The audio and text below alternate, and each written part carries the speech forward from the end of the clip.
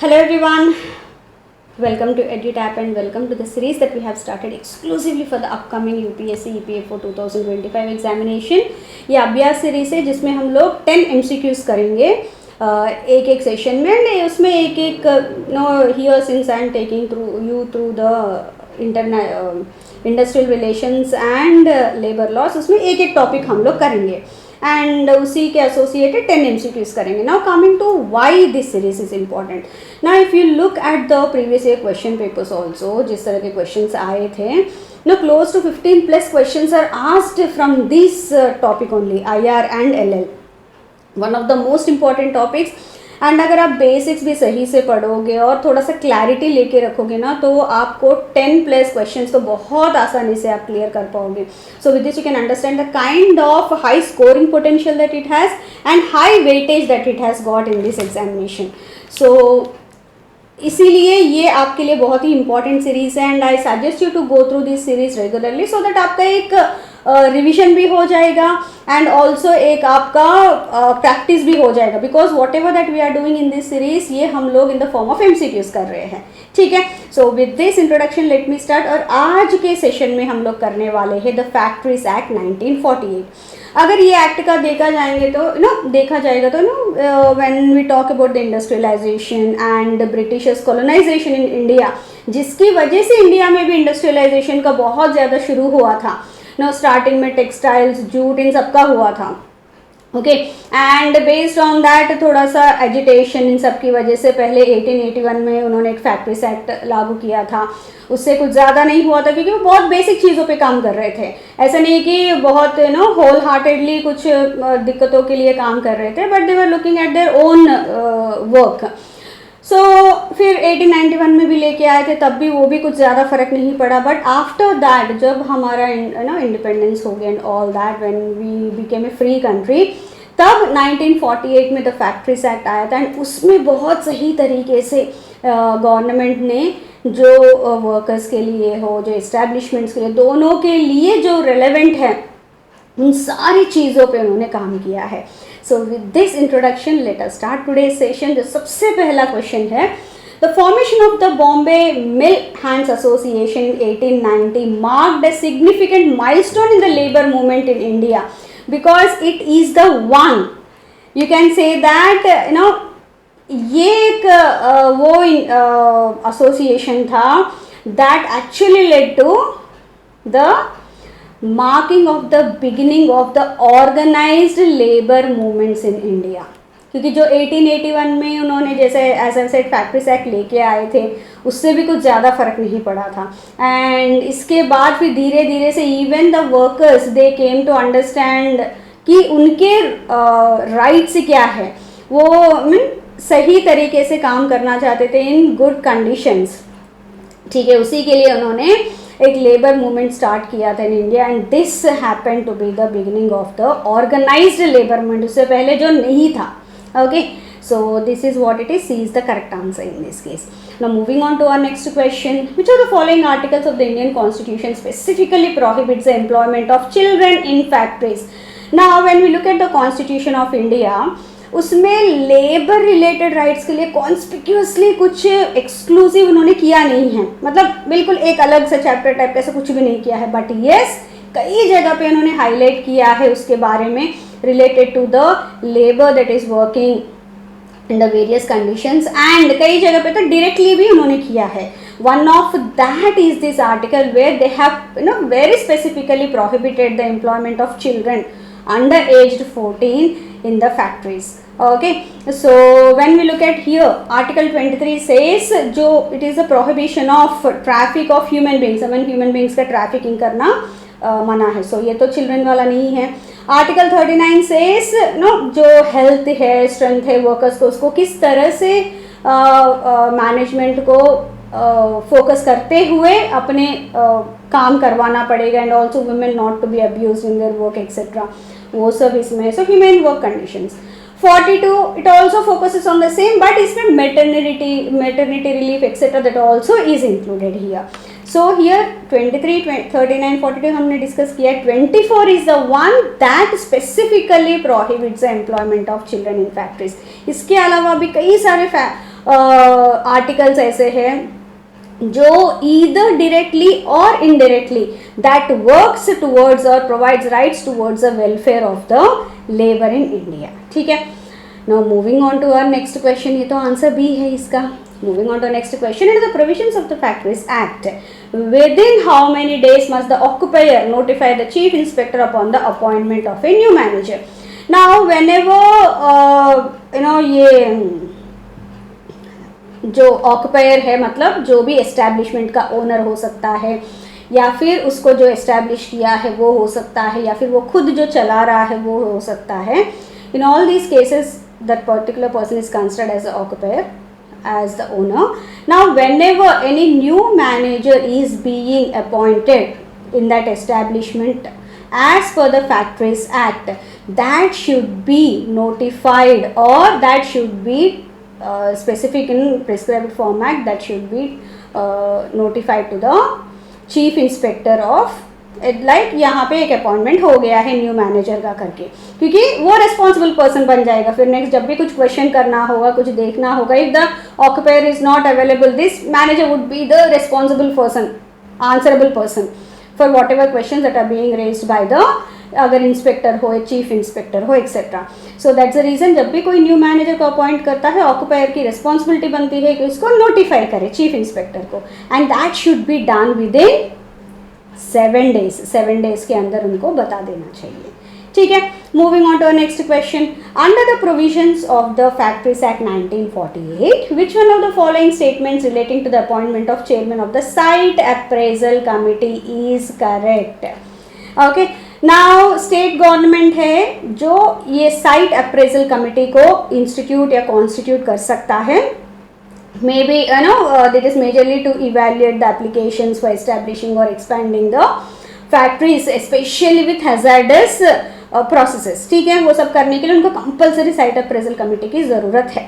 Now इस site appraisal committee में कई सारे रिप्रेजेंटेटिव होते हैं. Central board for prevention and control of the water pollution, air pollution, कई सारे अदर मेंबर्स होते हैं. नाउ इसका चेयरमैन होगा, कौन होगा इसका चेयरमैन? अगर ज़रूरत पड़ी तो ओके बाहर से भी जो रिलेवेंट टेक्नोलॉजी और टेक्निकल नॉलेज होगा उस पर्सन्स को भी गवर्नमेंट इस साइट अप्रेजल कमेटी में डाल सकती है.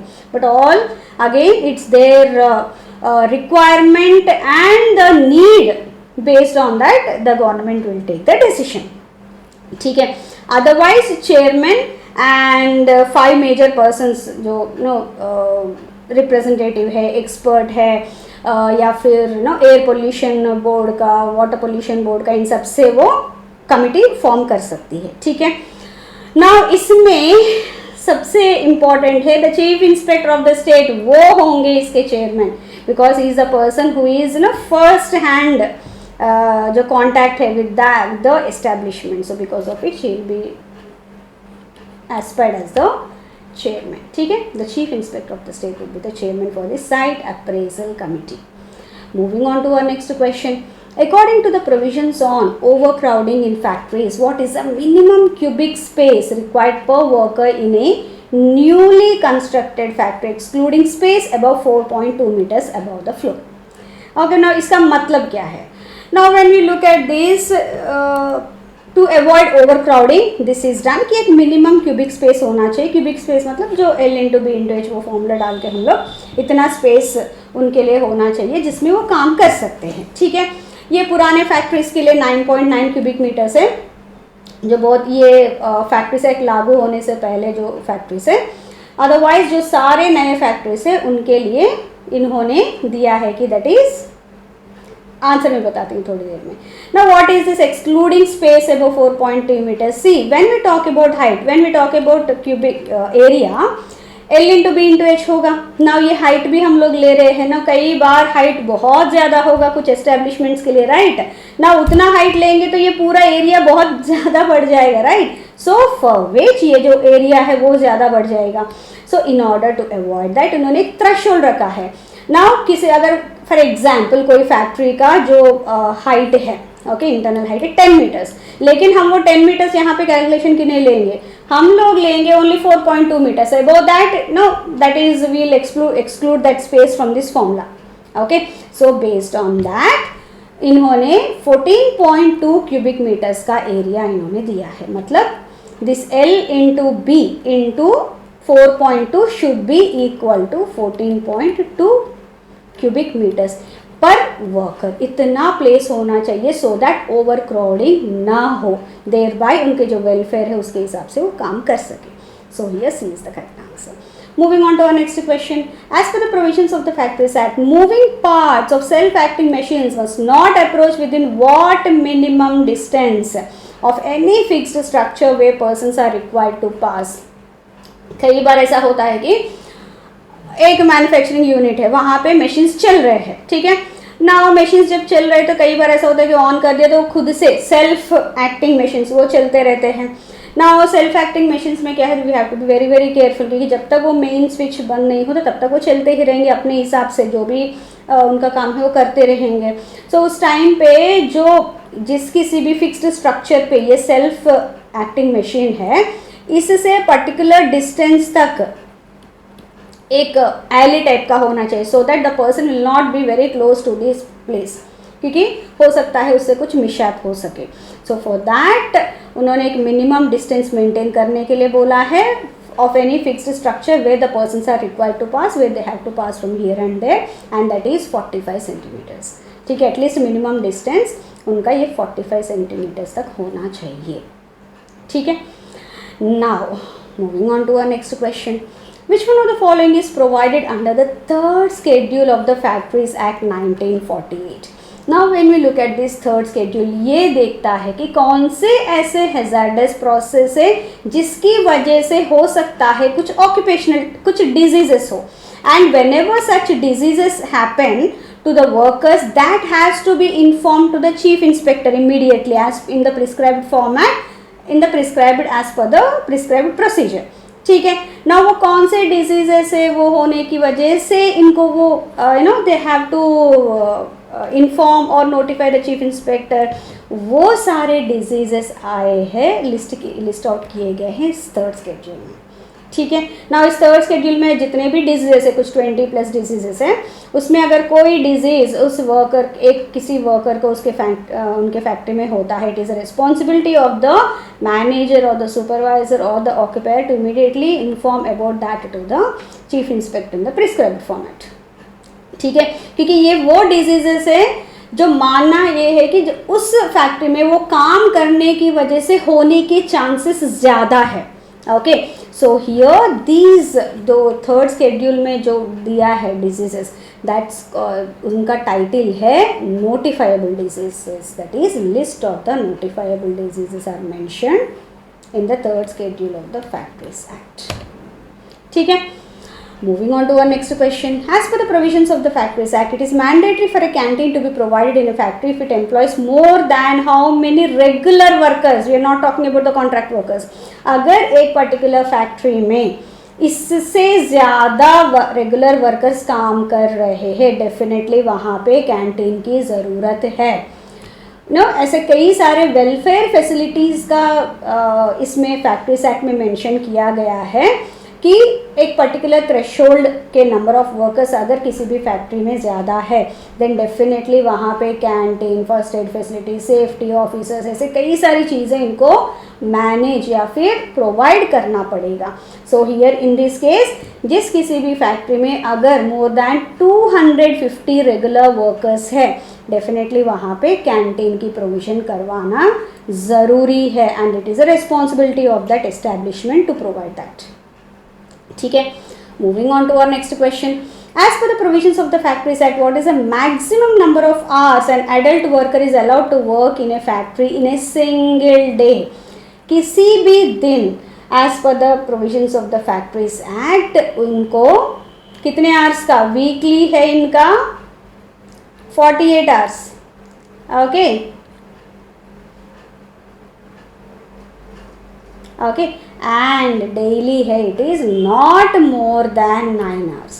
More than 9 hours they can't work. Okay, and अगर रेस्ट इंटरवल्स वो सब भी मिलाए तो it should not be more than 10.5 hours. 9 hours से ज़्यादा तो maximum he is not allowed to work. And rest वो सब मिला के भी 10.5 आवर से ज़्यादा वो काम नहीं कर सकता, एंड कंटिन्यूसली बने at least for every 5 hours 30 minutes का तो उसको ब्रेक मिलना बहुत ज़रूरी है। ऐसे कई सारे प्रोविजंस फैक्ट्रीज एक्ट में बनाए गए सो that the welfare of the employees is also eight importance, उनका वो इम्पोर्टेंस देते हुए उन्होंने किया है। ठीक है, now moving on to our next question, और I should say last question. As per the provisions of the Factories Act, how many days must an adult worker work in a calendar year to become eligible for annual leave with wages in the following year? ठीक है, now अभी किसी ने कुछ company join किया है ना, कुछ डेज वो काम करेगा, ओनली देन ही will be eligible for that number of leaves, annual leaves. So इसमें जनरली होता है कि फॉर एवरी 20 डेज 1 डे का उनको एनुअल लीव अलॉट किया जाता है अगले साल के लिए। तो अगले साल में अच्छा लास्ट ईयर इन्होंने इतने डेज के लिए काम किया है, फॉर विच हम लोग फॉर एवरी 20 डेज 1 डे का करते हैं। एंड ऑल्सो ये जो एनुअल लीव है वो कैरी फॉरवर्ड भी कर सकते हैं, 30 डेज तक वो कर सकते हैं, वो सब अलग बात है। But otherwise the adult worker should work at least for 240 days. अगर 240 डेज के लिए काम किया है then the person will be eligible for the annual leave, जो हम लोग बोल रहे हैं फॉर एवरी 20 डेज 1 डे का leave with wages in the following year. वो कितने भी डेज हो वो that will be provided to him. ठीक है, सो ये है एटलीस्ट मिनिमम 240 डेज के लिए उनको काम करना पड़ेगा। Okay, yes, so here C is the correct answer. So I really hope that you have liked this session. So before winding up the session, एक छोटा सा announcement है। Currently EduTap is offering 3 major courses for all those students who are targeting the UPSC, EPFO, APFC और EOR AO examination for the year 2025। ठीक है, इसमें 3 courses है। सबसे पहले आता है मास्टर कोर्स। ना ये उन बच्चों के लिए है जो बच्चे चाहते हैं ना कि सारे सब्जेक्ट्स का उनको कंटेंट एक ही जगह पे मिल जाए, 1 पॉइंट कॉन्टैक्ट, एंड उसमें उनके test, quizzes, live classes, PDFs, videos, everything would be provided to in this course. And आपको कहीं पे भी जाने की ज़रूरत नहीं है रिलेटेड टू द कंटेंट और any question including the solved previous year questions. So वो यहाँ पे आपको पूरा मिल जाएगा। ठीक है ना, ये हो गया। अब ना कुछ बच्चे ये चाहते हैं कि नहीं मैं तो रीजनिंग में कर लूँगा लेकिन मुझे industrial relations and labour laws का कोर्स चाहिए क्योंकि वो मैं इतना अच्छे से नहीं जानता। सो फिर ये उनके लिए है कुछ स्पेशल सब्जेक्ट्स कोर्स, स्पेसिफिकली वो कुछ सब्जेक्ट्स चूज़ कर सकते हैं, उसमें कोर्सेज वो ले सकते हैं and proceed with their preparation. इसमें भी आपको लाइव क्लासेस, जो video content, quizzes, everything will be provided. Okay, and I forgot to add master course में एवरी 1 वीक आपको एक स्ट्रैटेजी सेशन भी होगा। नो इतना ज़्यादा कंटेंट है तो आपको ये भी कन्फ्यूजन होगा किस तरह से आपको प्रोसीड करना है आपके प्रिपरेशन में। उस सेशन में आपको ये पूरा गाइडेंस मिल जाएगा कि इतना कंटेंट को किस तरह से अच्छी तरीके से आप इसको यूटिलाइज कर सकते हो अपने एग्जाम प्रिपरेशन में। And every Thursday Kuldeep sir लेते हैं। नाउ थर्ड कोर्स आता है हमारा टेस्ट सीरीज।